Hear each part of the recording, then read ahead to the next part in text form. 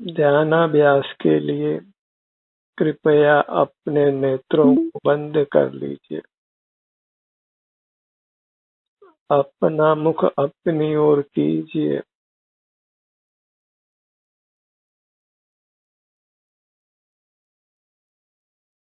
अपना मुख अपनी ओर करने से ही आप सुख को प्राप्त करते हैं। सुखी होने का अन्य कोई मार्ग त्रिकाल में नहीं है। एक जीवन अपने आभ्यंतर अमूर्त शरीर को दीजिए। अनादि से हम बाह्य पदार्थों के आश्रय से जीते आए हैं।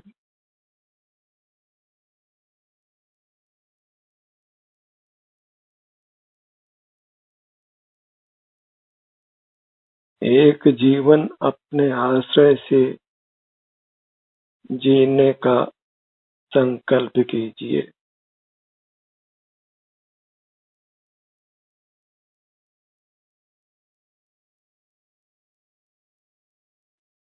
आप स्वयं ही सुख शक्ति के धारक देव हैं। अन्य पदार्थों से कुछ भी हित का प्रयोजन सिद्ध नहीं हो सकता है। कण कण को हमने जी भर भर कर भोगा है, तथापि हम परमात्म पद को प्राप्त नहीं कर सके हैं। जन्म मरण से मुक्त नहीं हुए हैं, दुखों से मुक्त नहीं हुए हैं, क्योंकि सुख बाहर किसी पदार्थ में नहीं था। सुख अपने भीतर ही था। हम स्वयं ही सुख के बने हुए थे। अपना आभ्यंतर अमूर्त शरीर ही हम हैं और हम ही सुख के बने हुए हैं। हम ही परमात्मा हैं और हम बाहर पर परमात्मा की आराधना करते रहे और अपने परमात्मा के सुख से वंचित रहे। हमारा सुख पर परमात्मा के पास नहीं है, हमारे पास ही है। इसलिए पर परमात्मा की आराधना से हित की सिद्धि संभव नहीं है। आत्म सुख की प्राप्ति नहीं है, अतीन्द्रिय सुख की प्राप्ति नहीं है। और वास्तव में तो पर परमात्मा इंद्रिय गोचर नहीं है। हम पौद्गलिक मूर्ति की ही आराधना करते हैं, जो अचेतन है। पराधीन होकर परावलंबन कर ही, पर का स्मरण कर ही, पर का सेवन कर ही हम सुखी होना चाहते हैं। हमारे रोम रोम में पर ही बसा है।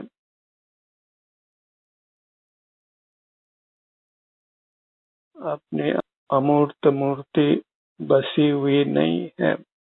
इसी कारण से हम अनादि से दुख भोग रहे हैं। सुख हमारा ही स्वरूप है।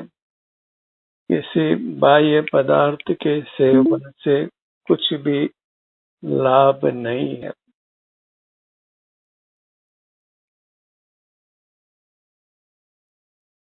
सुख का प्रयोजन अपने अमूर्त काया से ही सिद्ध हो सकता है। इस अमूल्य मनुष्य जन्म को पाकर ये बात हमारी समझ आ जाती है। अपने सन्मुख ठहरने से तो फिर यह मनुष्य जन्म सफल हो जाता है। हम इस जन्म को भी सुखद बनाते हैं और आगे के अनंत भविष्य को सुखद बनाते। हम स्वावलंबी होने लगते हैं तो एक समय पूर्ण स्वावलंबी हो जाते हैं। बस अपने अमूर्त शरीर की ही आराधना करना है। वही आत्माराधना है, वही मोक्ष का, सुख का मार्ग है, जिसमें किंचित भी पराधीनता नहीं है, पूर्ण स्वाधीनता है, पूर्ण स्वावलंबन है, किसी पर की सहाय की आवश्यकता नहीं है। अपने में ही लीन होकर महान आनंद को पाना है।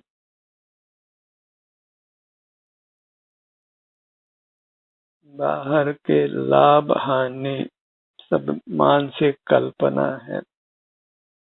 निरंतर हम बाहर के लाभ हानि के बारे में ही विचार करते हुए नूतन कर्मों को बांधते रहते हैं, अपना महान अहित करते हैं, अपने को दुख के सागर में डालते हैं। और जब हम अपने सन्मुख रहते हैं अपने आलम्बन से, तो परमात्मा पद की प्राप्ति होती है। तो बाहर लौकिक अनुकूलताएं तो सहज ही प्राप्त हो जाती। जिस कार्य से परमात्मा पद मिलता हो, लोक का सर्वोच्च पद मिलता हो, अविनाशी सुख मिलता हो, वहां फिर लौकिक अनुकूलता कुछ दूर नहीं है।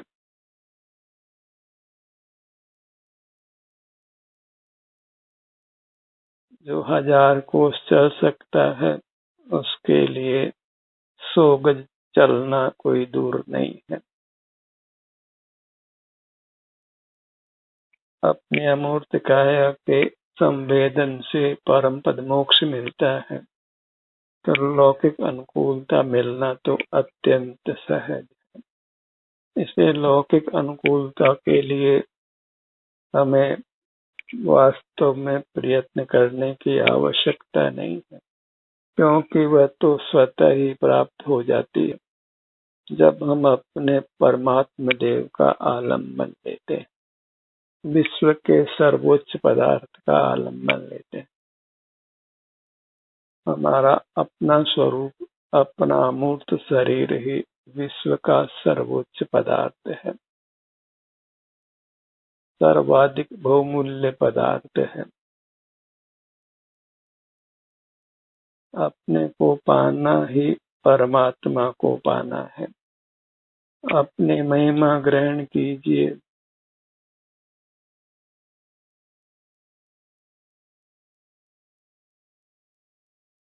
जिसने भी अपनी महिमा ग्रहण की, वह अल्पकाल में ही परमात्मा हो गया। अपनी महिमा अर्थात अपने अमूर्त शरीर की महिमा।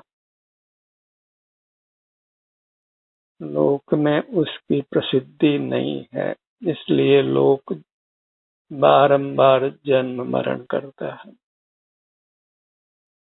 अपने आभ्यंतर अमूर्त शरीर की देशना भी लोक में नहीं है। कदाचित देशना है तो आत्मा की है, और वह आत्मा क्या, इसकी देशना देने वाले को ही यथार्थ खबर नहीं है।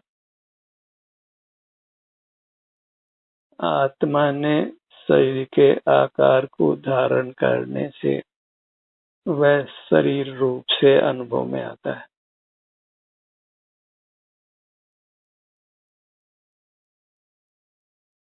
सिर से पांव तक ये मैं हूँ, ऐसा अनुभव संवेदन सब जीवों को होता है, और वह अपना ही संवेदन है, कोई मूर्त शरीर का नहीं है। पांव से मस्तक तक मूर्त शरीर, जो जन्म लेने पर प्राप्त हुआ और मरण होने पर छूट जाता है। तो ऐसा श्रद्धान सहज ही उदित होता है कि यह मैं नहीं हूँ, पर वास्तव में तो सिर से पांव तक ये मैं ही हूँ। बस नेत्र बंद कर अपने को सिर से पांव तक देखिए, तो फिर मूर्त शरीर नहीं है, आप ही है। आपका अमूर्त शरीर ही है। ये भेद विज्ञान इसलिए आवश्यक है कि फिर हम निसंक होकर अपने सन्मुख होते हैं, निसंक होकर महान श्रद्धा के साथ अंतर यात्रा करते हैं, महान आदर के साथ, अनंत भक्ति के साथ अंतर यात्रा करते हैं। बाहर के देवों में, तीर्थों में जो हमारा आदर का भाव होता है, उससे अनंत अनंत गुना भाव फिर अपने अमूर्त काया के प्रति जागृत होता है, क्योंकि अपना उपकार अपने अमूर्त काया से होता है। सर्व दुखों से मुक्ति और परमात्मा पद की प्राप्ति, अनंत अविनाशी सुख की प्राप्ति अपने अमूर्त काया के संवेदन से होती।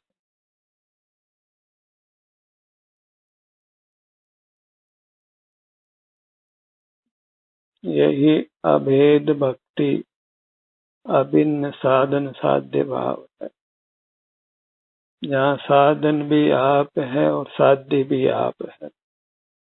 किंचित भी पर का स्मरण चिंतन आश्रय नहीं है। पूर्ण स्वाधीनता है, पूर्ण स्वावलंबन है, और पराधीनता का त्याग है, पर पदार्थों का त्याग। आपका अनुभव करता हुआ ही अचिंत सुख को पाकर परमात्मा हो जाता है। बस एक बार आपके हृदय में यह संकल्प हो जाए कि मुझे अपने अमूर्त शरीर के आलंबन से जीना, इसी के संवेदन से जीना है। मेरा आराध्य देव मेरी अमूर्त काया ही है, अन्य कोई आराध्य नहीं है। मेरी वांछा केवल अपने अमूर्त काया को पाने की है, अन्य किसी पदार्थ को पाने की वांछा नहीं। मेरे को बस मेरी ही महिमा आती है, जगत के अन्य किसी पदार्थ की महिमा नहीं आती। जगत किसी भी पदार्थ को देखने जानने की इच्छा नहीं हो, बाहर के कोई भी उपलब्धि पाने की इच्छा नहीं हो, अपने कोई सर्वांग पाकर परम सुखी हो जाना है, परमात्मा हो जाना है, सर्व दुखों से आत्यंतिक मुक्त हो जाना है। हम संसार में जीवों को असह्य दुखों को भोगते हुए और मरते हुए देखते हैं, और हम भी बहिर्मुख रहे तो हम कोई अपवाद नहीं है। हमको भी असह्य दुख होगा और मरण होगा, यदि हम नहीं संभलते हैं, अपनी आदत नहीं बदलते हैं, पर की महिमा नहीं छोड़ते हैं और अपनी महिमा नहीं लेते हैं, तो अपनी भी वही दुर्गति होनी है। लोक में पर परमात्मा को ही नमन करना, उन्हीं को मंगल मानना, उत्तम मानना, शरण मानना, ऐसी अनुचित प्रसिद्धि है, उसी की देशना भी है। और नमन करने योग्य मंगल और उत्तम और शरणभूत पदार्थ तो वास्तव में अपना अमूर्त शरीर है। सारा जगत एक और, जिसमें अब तक मुक्त वे अनंत परमात्मा भी शामिल हैं, और एक और अपने अमूर्त काया। तो अपना पल्ला पूरा भारी है, धरती को छूता है, और बाहर का पर का पल्ला आसमान को छूता है। उसमें कुछ भी सार नहीं है। संपूर्ण सारभूत पदार्थ अपना अमूर्त शरीर है। मात्र अपने अमूर्त काया की महिमा लेकर, अपनी महिमा लेकर अपने में लीन होना है, और बाह्य सर्व जगत की महिमा को छोड़ना है। उसमें पर पदार्थ देव शास्त्र गुरु उनका आलम्बन भी छोड़ना है, क्योंकि वे भी पर पदार्थ हैं। उनसे भी हमारा हित का प्रयोजन सिद्ध नहीं हो सकता है। हित का प्रयोजन जब अपने से ही हो जाता है तो फिर किसी भी पर को स्मरण करने की आवश्यकता नहीं है, आश्रय करने की आवश्यकता नहीं। परावलंबन को छोड़ने में हिचकना नहीं है, संकोच नहीं करना है। अत्यंत गौरव के साथ परावलंबन छोड़िए और स्वावलंबन कीजिए। उसी से हम उत्तम पद को पाते हैं, परमात्मा पद को पाते हैं। अपने को सर्वोपरि रखिए, सर्वलोक के ऊपर रखिए, तभी आप अपने में पूर्णतया लीन होकर पूर्ण सुख को पा सकते हैं, परमात्मा पद को पा सकते हैं। सर्व दुखों से मुक्त होकर संपूर्ण अविनाशी उत्तम सुख को पा सकते हैं।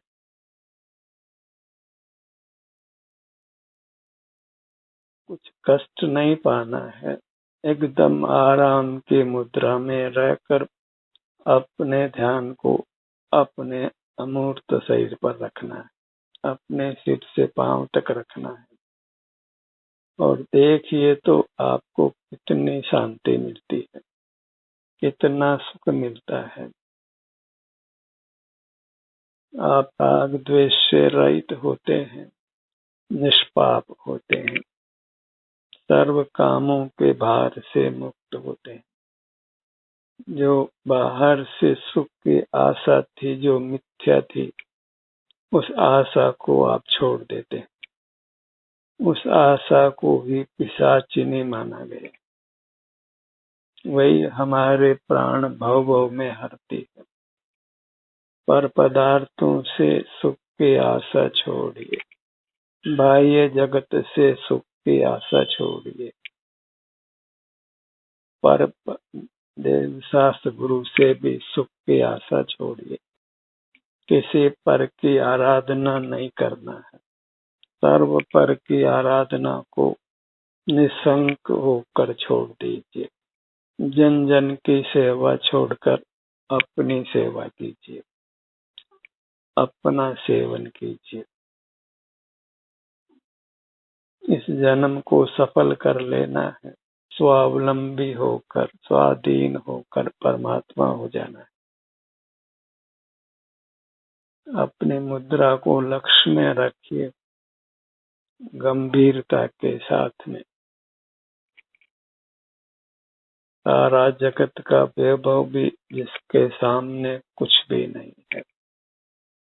ऐसी हमारी मूर्त एक अमूल्य निधि है, और गुप्त रहकर, जगत से विमुख रहकर उस आनंद निधि को भोगिए। बिल्कुल प्रमाद में नहीं रहना है, लोक व्यवहार में नहीं रहना। अपने पर दया करके लोक व्यवहार छोड़िए, लोक लिहाज छोड़िए, लोक संज्ञा छोड़िए। वही एक ध्रुव कांटा है जो सूल की तरह आपको चुभता है, नाना दुख देता है, बार बार मारता है और पुनर्जन्म कराता है। लोक संज्ञा रूपी सूल को छोड़ दीजिए। दुनिया क्या कहेगी, बस यही भयंकर दुख है। दुनिया से मुंह फेर लीजिए। दुनिया को साथ लेकर आए नहीं थे और दुनिया को साथ लेकर जाएंगे नहीं, तो फिर ये दुनिया की कैसी लिहाज हो रही है। हर जीव अपने परिणाम का फल भोगता है, तो दूसरा आपको सुखी कदापि नहीं कर सकता है, और आप भी दूसरे को कदापि सुखी नहीं कर सकते। दूसरा कदापि हमको दुखी नहीं कर सकता है, हम भी कदापि दूसरे को दुखी नहीं कर सकते। इस प्रकार सारे जगत से अपने आप को मुक्त कर लीजिए और सुख से अपने में स्थित रहिए। पल पल बहुमूल्य है। अनंत काल हमने गंवाया है, अपना अहित करने में लगाया है। अब एक पल भी अपना अहित करना योग्य नहीं है, बहिर्मुख रहना योग्य नहीं है, क्योंकि एक एक पल बहिर्मुखता का हमको दीर्घ काल तक दुख देने वाला है। बहिर्मुखता वर्तमान में ही हमको आकुल व्याकुल रखती है और हम बहिर्मुख रहने की आदत जो डाल लेते हैं वह फिर हमको जन्म मरण कराती है। बहिर्मुखता की आदत को छोड़िए, फिर एक पल का भी संसार जीवित नहीं रहता है।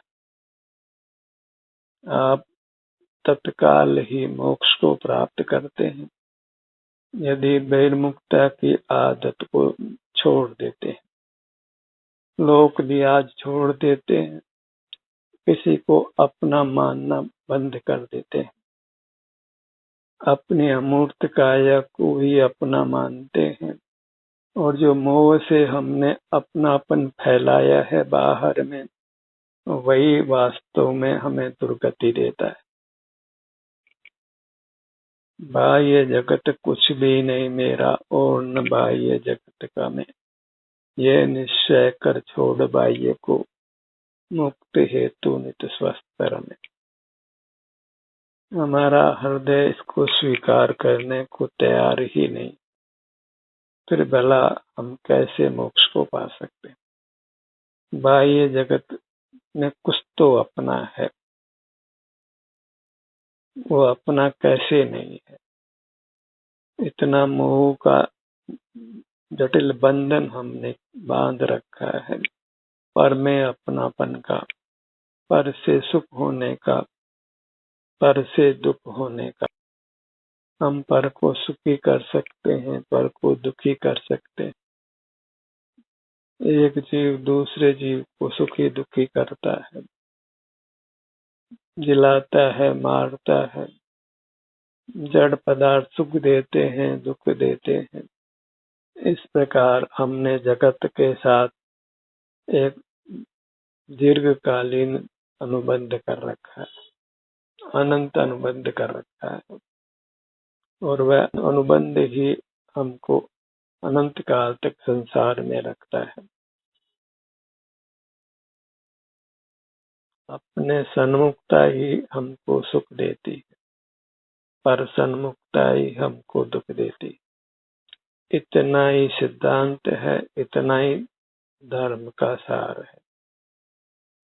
पर सन्मुख इसलिए नहीं होना है क्योंकि सुख हमको अपने से ही मिलता है, पर से नहीं मिलता है। पर से मिलता हो तो किसी एक पर पदार्थ का निरंतर सेवन करके देखिए, क्या आप निरंतर सेवन कर सकते हैं और क्या पर पदार्थ निरंतर आपको मिल सकता है।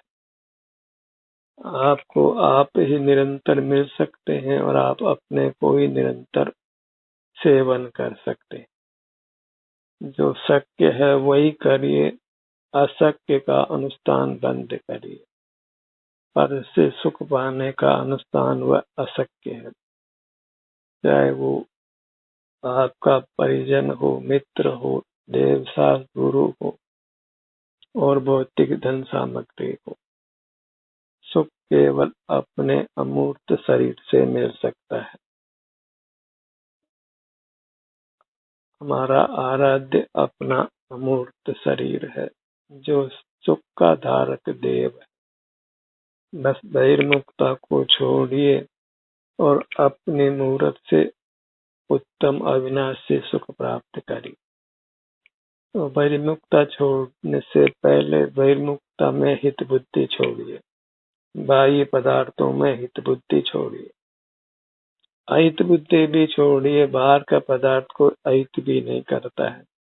हमारी बहिर्मुखता में वे मात्र निमित्त, मूल कारण हमारे भीतर है, दुख का भी और सुख का भी। अंतर्मुखता सुख का कारण है और बहिर्मुखता दुख का कारण है। बहिर्मुखता ही पाप है और अंतर्मुखता ही धर्म है, और पुण्य तत्व भी पाप है। दया, दान, तीर्थ यात्रा, देव दर्शन, स्वाध्याय, इन सब को पाप ही जानो। और तो और जो विकल्प है, क्षमा, मार्दव, आर्जव, सत्य, शोध, संयम, तप, जाप, आकिंचन, ब्रह्मचर्य, ये सब विकल्प भी पाप जानो। धर्म मात्र स्वानुभव है, यहाँ पे क्षमादि का भी कोई विकल्प नहीं। आप रूप में लीन रहना वही धर्म है, वही मोक्ष मार्ग है, जहाँ पर का कोई व्यवहार नहीं, पर का कोई चिंतन नहीं है, पर का कोई ज्ञान नहीं है। केवल अपने महिमा ग्रहण कर अपने आनंद को भोगते हुए रहना है, अपने सन्मुख रहना है। सिर से पांव तक यही विहार करिए। अंग अंग में सुख भरा है तो अंग अंग से जुड़कर सुख होगी।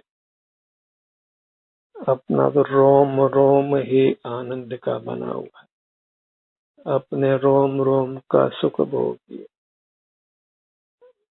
सर्वप्रथम अपने को अंतरंग में परमात्मा स्वीकार करिए, आनंद मूर्ति स्वीकार करिए, लोक के सर्वोच्च पदार्थ के रूप में स्वीकार करिए। अपनी अनंत महिमा ग्रहण करिए, अपनी अर्थात अपने आभ्यंतर अमूर्त शरीर की, अपने चिन्ह मूर्त की। फिर अपनी मूर्त को ही चेतते हुए रहिए, तभी आप वास्तव में चेतन होते हैं। मूर्त के बंधन से रहित होकर अमूर्त प्रकट होते हैं, परमात्मा होते हैं। ज्ञान का यह सत्र यहीं समाप्त होता है। आपकी सहभागिता के लिए धन्यवाद।